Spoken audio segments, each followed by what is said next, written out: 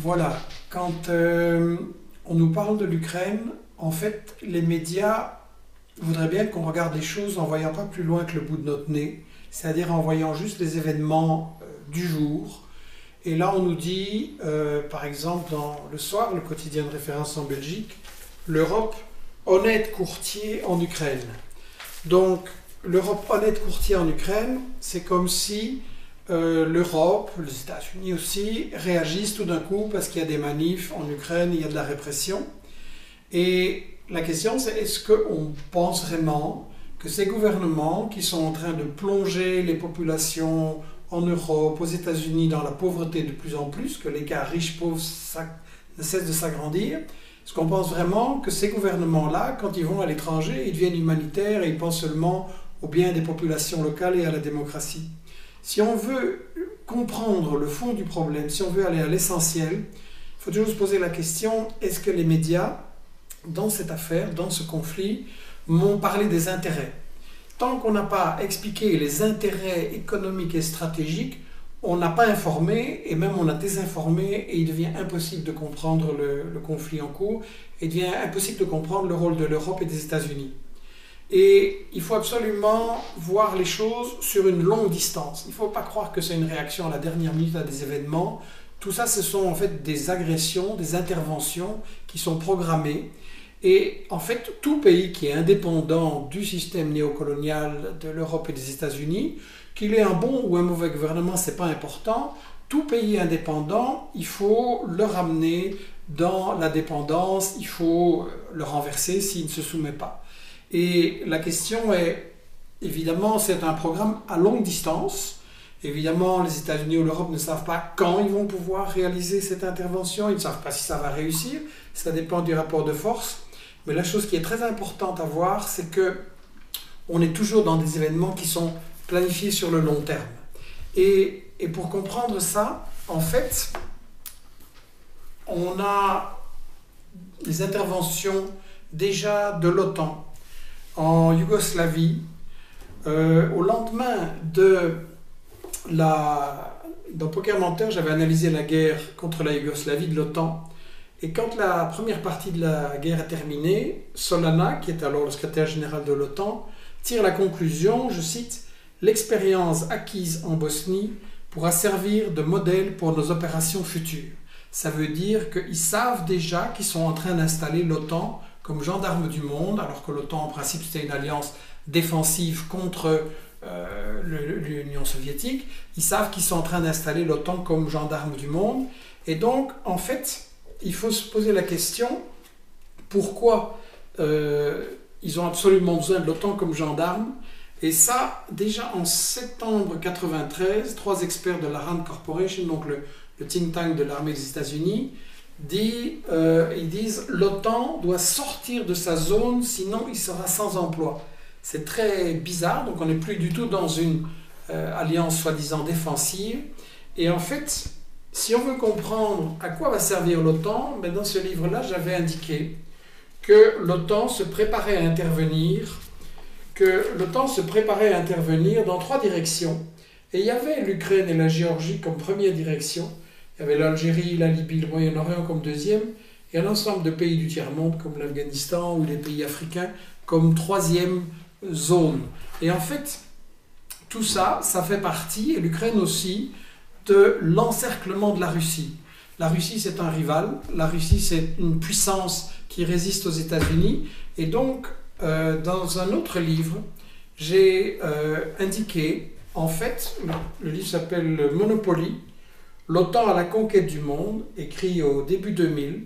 C'est-à-dire qu'en fait, l'OTAN se prépare à jouer le rôle de gendarme et j'analyse à ce moment-là quels sont les pays où il va y avoir des interventions dans les années suivantes.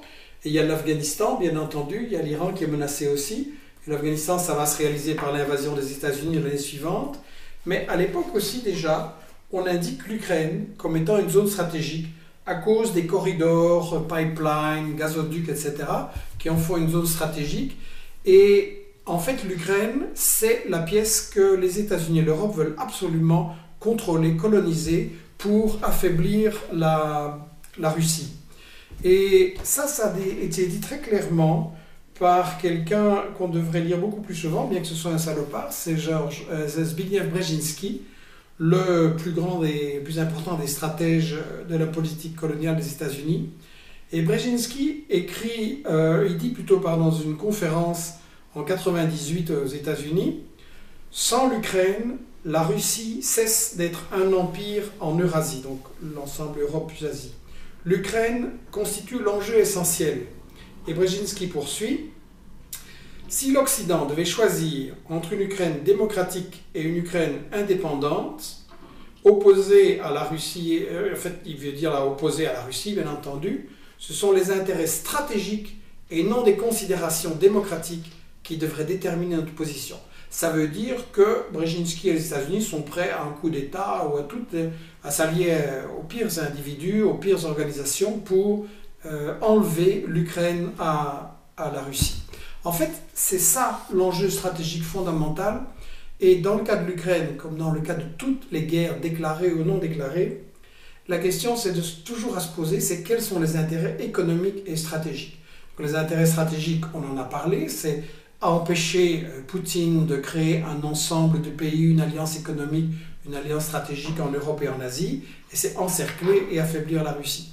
Les intérêts économiques sont importants aussi pour l'Europe et les États-Unis.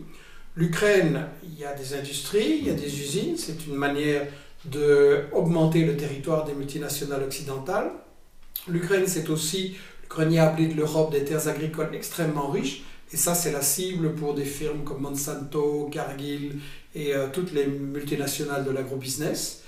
L'Ukraine, c'est aussi un pays stratégique pour les gazoducs et les pipelines. Et donc, c'est aussi une main-d'œuvre très qualifiée.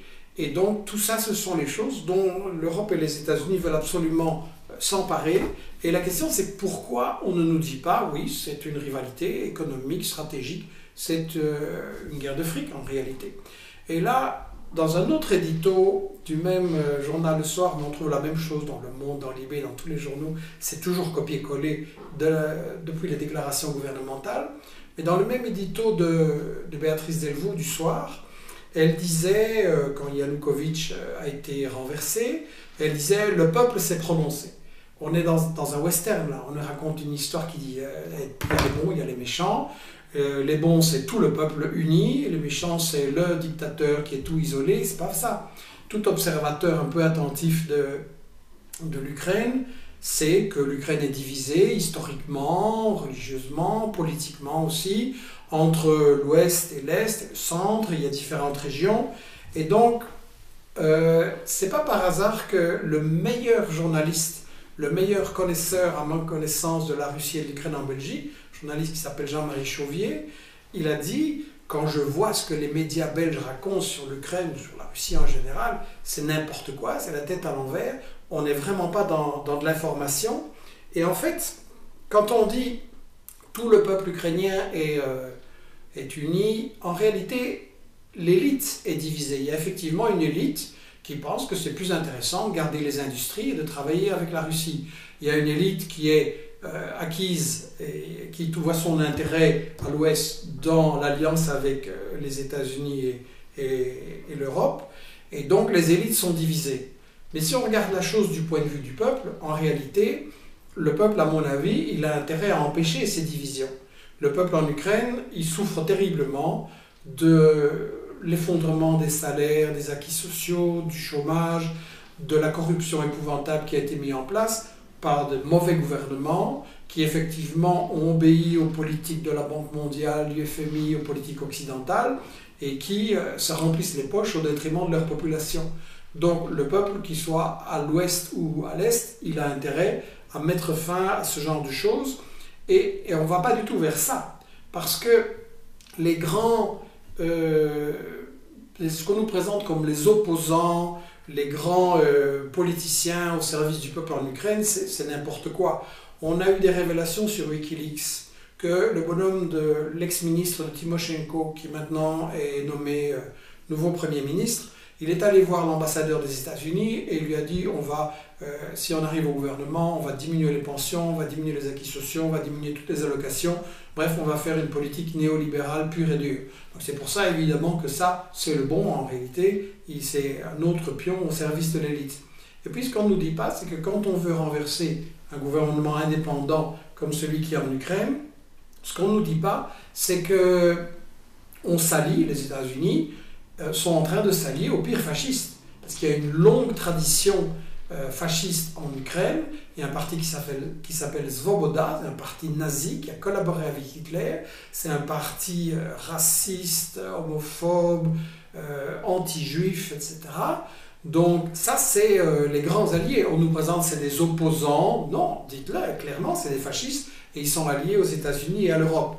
Et une indication de ça, dans des articles qu'on a publiés sur notre site, c'est que le dirigeant de ce parti fasciste-là, on le voit dans ses œuvres, et puis on le voit avec McCain, le représentant des États-Unis, et on voit très bien que les États-Unis n'hésitent pas à s'allier aux pires fascistes pour renverser les gouvernements qui les dérangent.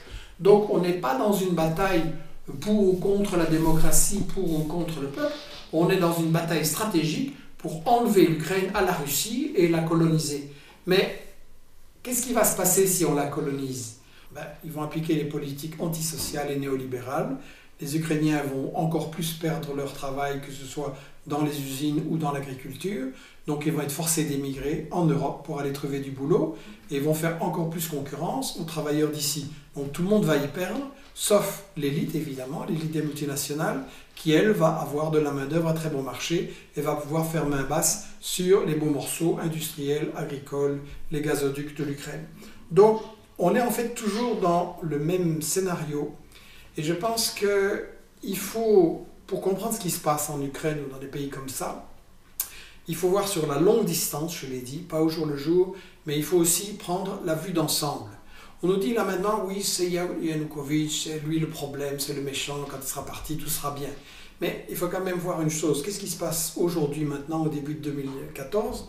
On a les États-Unis et l'Europe qui sont en train d'essayer de renverser un gouvernement en Ukraine, un gouvernement en Syrie, un gouvernement en Thaïlande et aussi au Venezuela. Évidemment, ce n'est pas du tout le même genre. Il y a là-dedans des gouvernements qui ne valent pas grand-chose, il y a des gouvernements avec du bon et du moins bon, et puis il y a un gouvernement comme le Venezuela qui, lui, donne des emplois, un niveau de vie élevé, la culture, des soins de santé, l'éducation à sa population.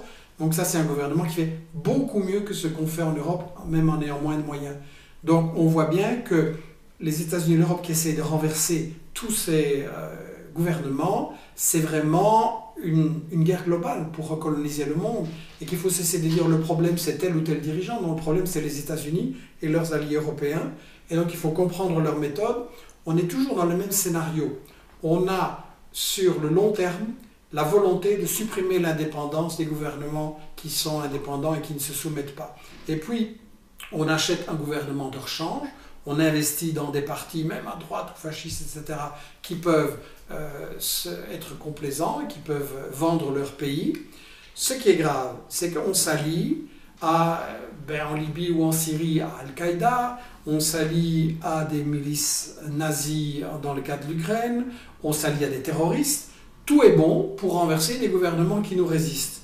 Mais évidemment, après aussi, on utilise les mécontentements qui existent et on jette de l'huile sur le feu, soit on introduit des éléments provocateurs pour, en fait, foutre le bordel, pour plonger ces pays dans le chaos. Et il faut bien voir que l'attaque contre l'Ukraine, c'est quelque chose qui fait partie de cette guerre globale pour coloniser toutes les régions stratégiques du monde, toutes les grandes ressources. Et ce n'est pas l'intérêt ni des Ukrainiens, ni des Européens, ni de personne, c'est seulement l'intérêt d'une élite. L'intérêt des Ukrainiens, c'est de se réunir, de chercher une solution aux problèmes économiques et sociaux, de trouver des dirigeants et un programme qui vont leur donner le bien-être, qui vont leur donner la démocratie. Et ce n'est pas du tout ça l'objectif ni des États-Unis ni de l'Europe. Et ça, les intérêts fondamentaux, jamais les médias n'en parlent. Et donc la question c'est combien de temps encore on va croire ces récits de la télévision et de nos médias.